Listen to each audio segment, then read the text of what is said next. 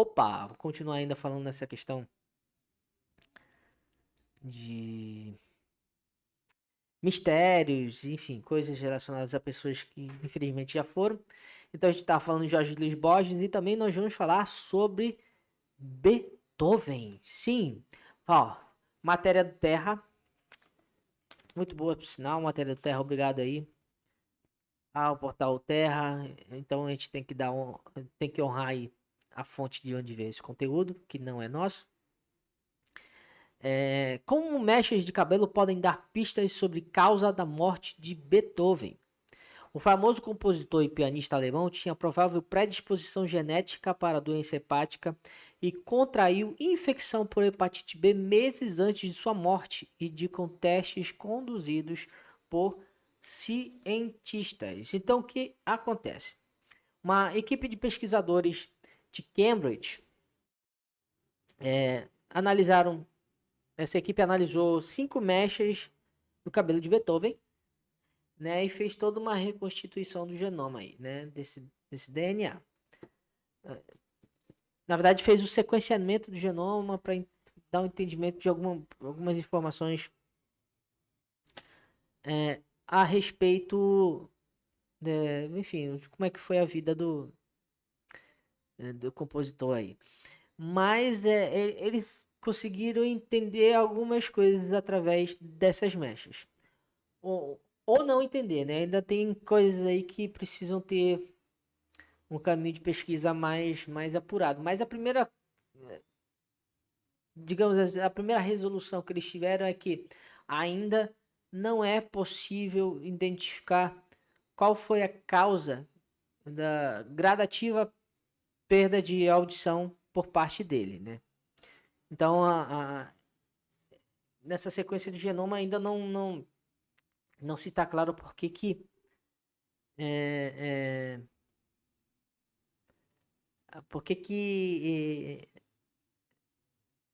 a doença começou a atingir ele e ele foi perdendo aos poucos essa questão da audição, que para ele era fundamental por conta dos instrumentos, né? Mas identificaram outras coisas interessantes. Uma delas é que dentro do seu processo genético, o Beethoven tinha predisposição para doenças hepáticas. Então isso é importante, né? É importante para entendimento. O entendimento da vida dele, né? Como um todo. Então, nesse sentido, por ter uma predisposição genética, muito provavelmente os cientistas concluem que o processo de cirrose que ele teve pode ter sido acelerado também por essa predisposição genética. Agora, o quanto que ele bebia, o quanto que ele não bebia, enfim, qual era o consumo diário para começar a entender se isso de fato ou não. Então, eles começaram a analisar outras coisas também. E o Beethoven ele tinha um livro de conversação, porque quando ele perdeu toda a audição e não podia falar, ele pegou o caderno e ele escrevia ali para poder conversar com as pessoas. Então, esse material tem à disposição e nele dizia que o Beethoven escrevia que ele consumia muito regularmente a questão do álcool, mas nesse livro não está dizendo o quanto ele consumia. Se ele consumia demais, se ele consumia o normal, né, ou o dito normal, né, o consumo normal de bebida alcoólica nesse sentido. Mas o comportamento dele era que regularmente ele colocava para dentro doses de álcool, ingestão de bebida alcoólica, né? Então a gente já tem um caminho aí bem claro dentro desse entendimento de que a doença hepática foi um processo, foi um fruto de muita coisa que ele já estava adquirindo por essa predisposição genética, né, mais um aumento considerável de cirrose por bebida alcoólica, já que ele tinha essa questão regular de ingestão. Uma outra coisa também que foi identificada por eles dentro desse sequenciamento, desse estudo, né, dessa pesquisa, é que eu perdi o nome agora também, mas no DNA eles têm aqui, ó, tem um print aqui, vamos antes disso. O principal autor da pesquisa, que é o Tristan Begg, disse que fatores de risco genéticos, juntamente com alto consumo de álcool de Beethoven, podem ter contribuído por sua condição hepática. É o que a gente estava falando agora. Ele já tinha essa predisposição aí para ter problemas, né, hepáticos nesse sentido. Uma boa dose de cirrose e hepatite B também ajudaram a comprometer uma coisa que já podia ser meio caminho andado nesse sentido. E aí, de novo, aqui ele falando sobre a questão desse aí. Na verdade, deixa eu só voltar aqui, que é o Tristan Begg, né, que é o principal autor da pesquisa desse grupo de Cambridge. E aqui tem duas falas dele na final, né?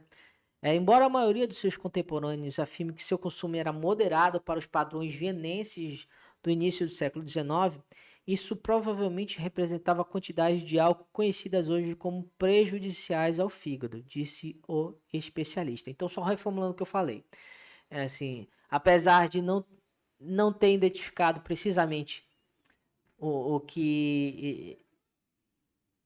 quanto ele tinha bebido, mas a presunção é de que ele bebia também, em níveis elevados. Então, eu estou refazendo aqui a minha informação, tá? Se seu consumo de álcool foi suficientemente pesado durante um período de tempo suficientemente longo, a interação com seus fatores de risco genéticos apresenta uma possível explicação para a sua cirrose. Então, é isso que a gente estava falando aqui. Então, ele já tinha uma tendência a ter esses problemas. E aí foi bebendo, foi bebendo, foi bebendo, foi bebendo. E você teve cirrose, que comprometeu ainda mais todo o seu processo interno. E aí, mais na frente, você tem uma doença que compromete ainda mais né, o seu sistema hepático ali. Acabou, né, com a vida do Beethoven nesse sentido. Então, é o famoso excesso do artista, né? Muitos artistas, pelo menos os clássicos, sempre tinham excesso de alguma coisa, ou de sexo, ou de drogas, ou de cigarro, que não deixa de ser droga. Enfim, compulsões a mil. Os chamados artistas clássicos sempre têm alguma dose de exagero, né? E no caso do Beethoven era o álcool. Ele gostava de gostava de um negocinho bacana aí nesse sentido, né? Tem mais aqui? Não. Então, outra coisa também que foi identificada nesse sentido é que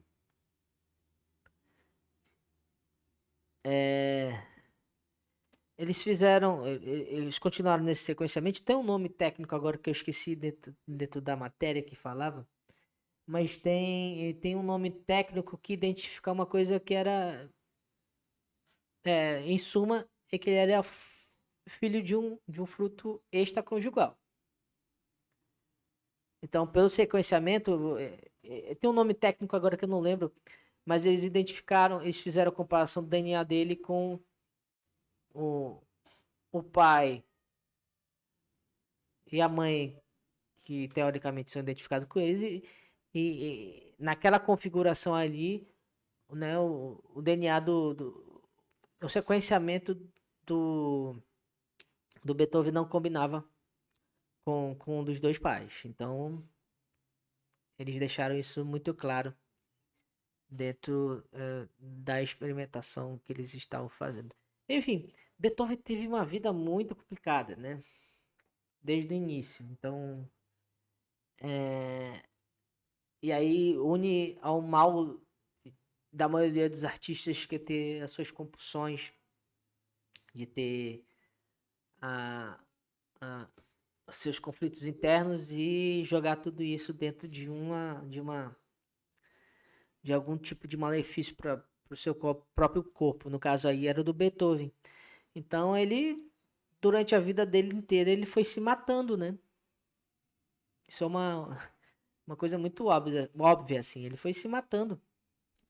Ele foi se matando.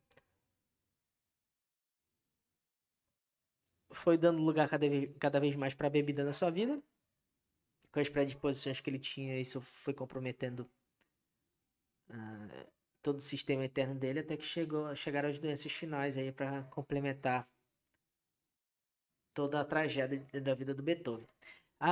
Na verdade, as pesquisas ainda continuam e a matéria fala que ainda há outras possibilidades, inclusive das questões que ficaram inconclusivas de tentar identificar, né, sobre a morte do Beethoven. Na verdade, sobre a vida toda do Beethoven, né? Então, ainda tem fatos inconclusivos,